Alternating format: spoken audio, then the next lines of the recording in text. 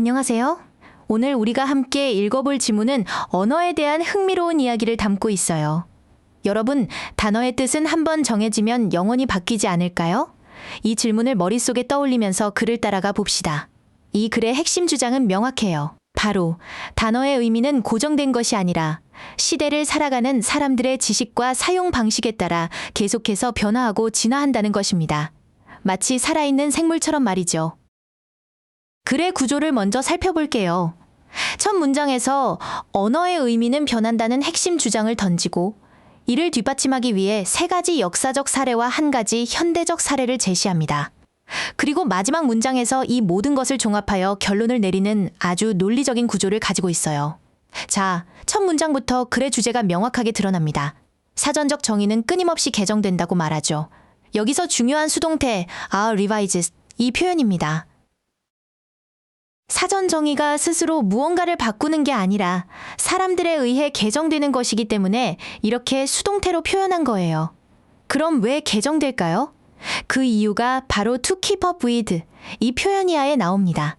우리의 변화하는 용도와 지식의 보조를 맞추기 위해서라는 뜻이죠. 여기서 to 부정사는 문장에서 왜? 라는 질문에 답하며 목적을 나타내는 역할을 하고 있습니다. 이제 주장을 뒷받침하는 첫 번째 사례가 등장합니다. 바로 아딕, 우리가 보통 중독자라고 알고 있는 단어죠. 그런데 로마 시대에는 이 단어가 빚을 갚지 못해서 채권자에게 스스로를 노예로 넘겨준 사람들을 가리켰다고 해요. 지금과는 의미가 완전히 다르죠? 이 문장에서는 people, 이 단어를 뒤에서 길게 설명해주고 있어요. 바로 who, 이 관계대명사를 사용해서 말이죠. 허루에이치이들 보면 were unable to pay 이 표현이라는 첫 번째 동사구와 and 다음에 gave 이 단어라는 두 번째 동사구가 나란히 연결되어 이 두 가지 행동을 한 사람들이 바로 addicts였다고 구체적으로 설명해주는 구조입니다. 그리고 eventually 결국이라는 단어가 나오면서 의미 변화의 결과가 제시됩니다. 그 단어는 약물 의존성과 연관되게 되었다고 하죠. come to be associated with 이 표현은 와 연관되게 되다라는 뜻으로 상태의 변화를 나타내요. 단어가 스스로 연관을 맺은 게 아니라 그렇게 된 것이니 수동 형태로 쓰인 점도 확인해 두세요. 두 번째 사례로 넘어갑니다. 이번엔 husband, 즉 남편이라는 단어예요. originally, 원래 이 단어는 집주인인 것을 의미했다고 해요. 결혼과는 전혀 상관이 없었던 거죠.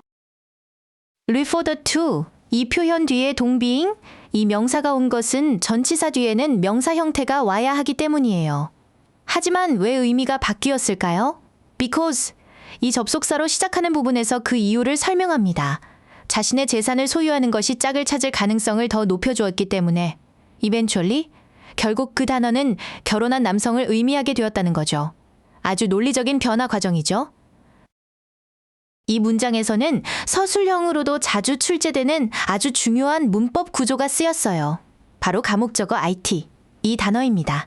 made it, 이 단어 뒤에 나온 it. 이 단어는 사실 아무 뜻이 없고 진짜 목적어인 you'd find a mate가 너무 길어서 문장 뒤로 보낸 거예요. 그래서 만들었다. 그것을 더 가능성 있게 내가 짝을 찾는 것을 이렇게 해석되는 거죠. 이 구조는 꼭 기억해 두세요. 세 번째 사례는 가이, 이 단어입니다. 이 단어는 놀랍게도 가이 포크스라는 사람의 이름에서 시작되었어요. 그는 1605년 11월 5일에 영국 의회를 폭파하려고 시도했던 인물입니다. 그의 시도는 실패로 돌아갔죠. 그는 체포되어서 사형에 처해졌다고 나옵니다. 이 문장은 he was captured and he was put to death. 이 표현에서 반복되는 he was, 이 표현이 생략된 형태예요. was, 이 동사라는 하나의 조동사의 captured, 이 단어와 put, 이 단어라는 두 개의 과거 분사가 나란히 연결된 병렬 구조입니다. 이후 왕당파들이 그의 허수아비를 불태웠는데 쉼표 다음에 which, 이 관계대명사가 나오면서 이 허수아비에 대한 추가 정보를 주고 있어요. 그리고 그들은 그것에 가이라는 별명을 붙였다는 뜻이죠. 이렇게 쉼표와 함께 쓰이는 관계대명사는 앞 내용에 대해 자연스럽게 부연 설명을 이어가는 역할을 합니다. that, 이 단어로는 바꿔 쓸 수 없다는 점도 중요해요. 수 세기가 지난 후 그 단어는 부정적인 함축 의미를 잃었다고 말합니다. connotation, 이 단어는 단어가 품고 있는 숨은 느낌이나 뉘앙스를 말해요. 처음에는 조롱의 의미였던 가이가 이제는 부정적인 느낌 없이 심지어 아가씨와 건달들이라는 뮤지컬 제목에 쓰일 정도로 평범한 단어가 된 거죠. 지금까지는 모두 과거의 사례였죠. 그런데 필자는 현재의 사례도 보여줍니다. 미국 속어에서는 bad, 이 단어가 good, 이 단어를 cool, 이 단어가 great, 이 단어를 wicked, 이 단어가 excellent, 이 단어를 의미하기도 한다는 거예요. 이처럼 의미가 정반대로 쓰이는 예를 통해 언어의 변화가 지금도 계속되고 있다는 것을 강조하고 있습니다. 마지막 문장은 결론입니다. 여기서 필자는 상상력을 발휘해요. 만약 당신이 100년 후 미래로 갈 수 있다면 증손자들의 말에 혼란스러워하는 자신을 발견하게 될 것이다라고 말이죠.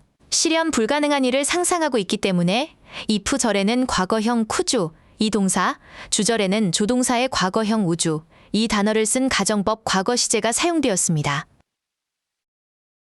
그리고 you'd find yourself confused라는 표현도 중요해요. find, 이 동사가 오형식으로 쓰여서 목적어가 한 상태임을 발견하다라는 뜻이 됩니다. 여기서 당신 자신이 혼란을 유발하는 게 아니라 혼란을 느끼는 것이기 때문에 목적격보어 자리에 과거분사 confused, 이 단어가 온 것입니다. 왜 혼란스러울까요? 그 이유가 바로 이 글의 최종 결론입니다. 왜냐하면 언어 자체가 인간 발명에 끊임없이 변화하는 반영물이기 때문이다. reflection, 이 단어는 거울처럼 비춰 보여주는 것, 즉 반영물을 의미하죠. 결국 언어는 인간의 창의성과 삶의 변화를 담아내는 그릇과 같다는 말입니다. 이 글을 잘 이해하려면 의미 변화의 흐름을 보여주는 신호등 같은 단어들을 알아두는 게 좋아요. originally, 이 단어가 나오면 이제 과거의 뜻을 말하겠구나. eventually, 이 단어가 나오면 시간이 흘러서 나타난 결과를 말하겠구나 하고 예측할 수 있죠. 그리고 changing, 이 단어는 이 글 전체를 관통하는 핵심 주제어입니다. 오늘 우리는 단어의 의미가 역사와 사회 속에서 어떻게 변화해왔는지 여러 사례를 통해 살펴보았습니다. 기억해야 할 가장 중요한 점은 언어는 박물관의 유물이 아니라 살아 숨쉬며 끊임없이 진화하는 존재라는 것입니다. 오늘 강의는 여기까지입니다. 핵심 흐름과 표현을 다시 한번 떠올려 보세요. 수고 많으셨습니다.